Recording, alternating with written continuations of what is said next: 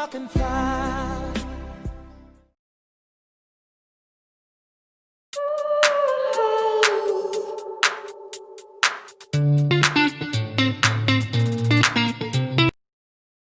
Chào các bạn, bánh mì hoa cúc có xuất xứ từ Pháp, là loại bánh ngọt có đủ vị thơm ngon từ bơ trứng và xốp mịn từ bột mì.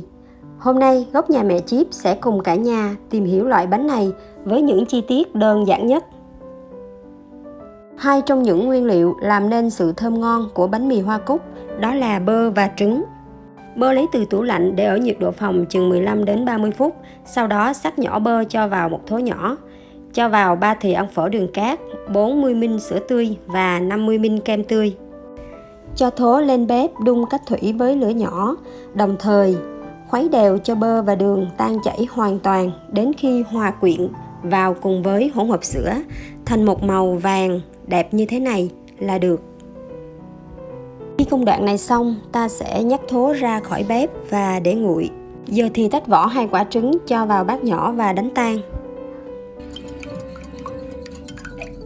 Khi trứng đã đánh xong, cho trứng vào hỗn hợp bơ sữa đã chuẩn bị trước đó và nhớ giữ lại một xíu chừng 2 thìa ăn phở để dành một xíu nữa sẽ quét trứng lên bánh trước khi đem nướng. Giờ thì mình có một hỗn hợp bơ trứng sữa màu khá đẹp như thế này. Mình sẽ thêm vào nửa thìa cà phê muối và nửa thìa cà phê vanilla, quậy đều lên cho hỗn hợp dậy mùi thơm và béo. Thông thường thì nhiều người sẽ dùng một loại bột riêng để làm bánh mì hoa cúc. Nhưng hôm nay mình sẽ dùng thử bột mì đa dụng để xem với bột mì này thì bánh có thành công như mong đợi hay không.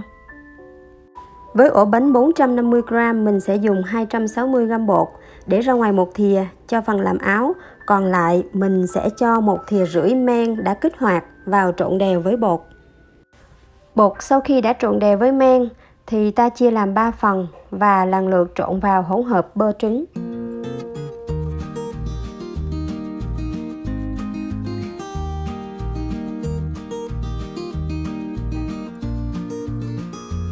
Đến lúc này thì bột khá dày, nặng và rất ướt. Vì vậy một chiếc máy nhồi bột sẽ giúp rút ngắn thời gian lên rất nhiều. Tuy nhiên nếu không có máy nhồi bột, bạn có thể thay thế bằng máy đánh trứng với thanh nhồi và để ở tốc độ thấp nhất, nhồi chừng 3 phút thì cho máy ngưng. Giờ thì mình sẽ phủ một lớp bột ra ngoài mặt phẳng và cho bột ra ngoài và bắt đầu nhồi bằng tay. Ở giai đoạn này thì bột vẫn còn khá ướt, tay bạn sẽ dính rất nhiều bột. Tuy nhiên, việc nhồi bột cũng sẽ giúp cho bạn sự kiên nhẫn và sự dẻo dai của đôi tay. Tuy nhiên nếu bột quá ướt thì chúng ta cũng nên rắc thêm vào một xíu bột khô. Chỉ là một xíu thôi, không nên quá nhiều. Vì bột càng ướt thì khi thành phẩm bánh sẽ mềm, ẩm, xốp, ngon hơn. Sau chừng 6 phút nhồi bằng tay thì bột sẽ đỡ ướt hơn, tuy nhiên vẫn còn khá dính. Ta vẫn phải tiếp tục nhồi thêm một thời gian nữa. Được thêm 6 phút nữa thì bột bắt đầu săn, dẻo, ráo và không dính vào tay. Lúc này thì mình sẽ đập cho bánh được dai và bắt đầu đem bột đi ủ.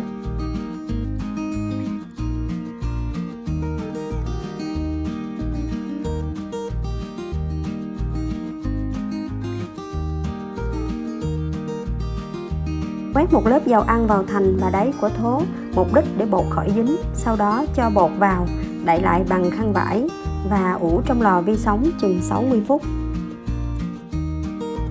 Với thời tiết mùa hè thì chỉ cần ủ bột trong lò vi sóng với nhiệt độ phòng là đủ để bánh nở gấp đôi. Và sau 60 phút, khi dỡ lớp khăn vải ra, bạn thấy bột đã nở gấp đôi. Trên bề mặt có xuất hiện vài bọt khí và có mùi men đặc trưng, chứng tỏ chiếc bánh đã thành công 50% rồi đó. Giờ thì bỏ bột ra và tiếp tục công đoạn nhồi lần thứ hai. Lần này thì việc nhồi sẽ dễ dàng hơn vì không bị dính tay và chúng ta cũng chỉ cần thực hiện nhanh trong vòng 3 đến 5 phút.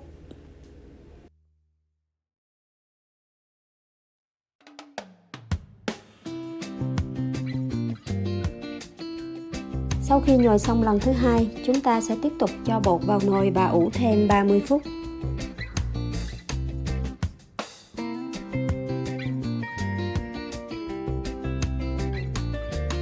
Sau khi ủ xong lần 2, mình lấy bột ra và chia thành nhiều phần nhỏ với trọng lượng bằng nhau. Với ổ bánh này, mình chia mỗi phần bột có trọng lượng 150 g.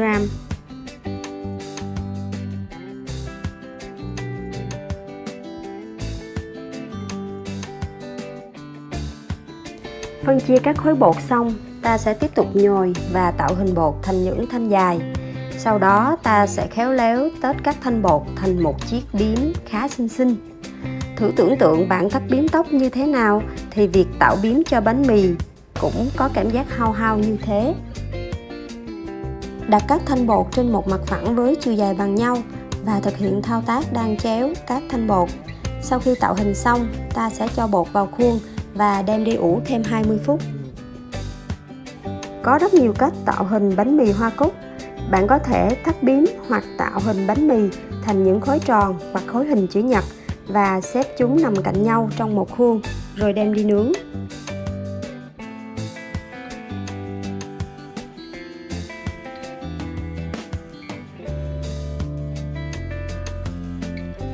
Sau khi ủ thêm 20 phút, ta sẽ lấy bánh ra và quét trứng lên, đồng thời rắc hạnh nhân lát lên trên bề mặt của bánh.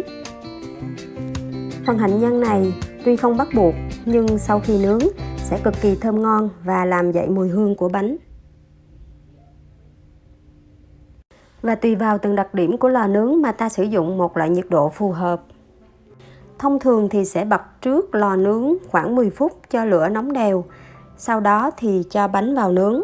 Ở trường hợp này mình sẽ đặt một khay nước sôi dưới đáy lò để tạo độ ẩm và nhiệt độ trong lò ở mức 175 độ C. Mình sẽ để bánh ngăn giữa và nướng trong vòng từ 25 đến 30 phút. Cũng không nên nướng quá lâu, bánh sẽ bị chai và khô. Nếu bề mặt bánh hơi vàng, ta nên đậy lên trên một miếng giấy bạc để bánh không bị cháy, sậm và mất đẹp. Và sau 30 phút trong lò nướng thì ổ bánh mì hoa cúc của mình đã hoàn thành. Thơm mùi bơ và hạnh nhân, màu sắc rất đẹp, nở phồng đều. Bây giờ ta sẽ xem thử bên trong thế nào nhé.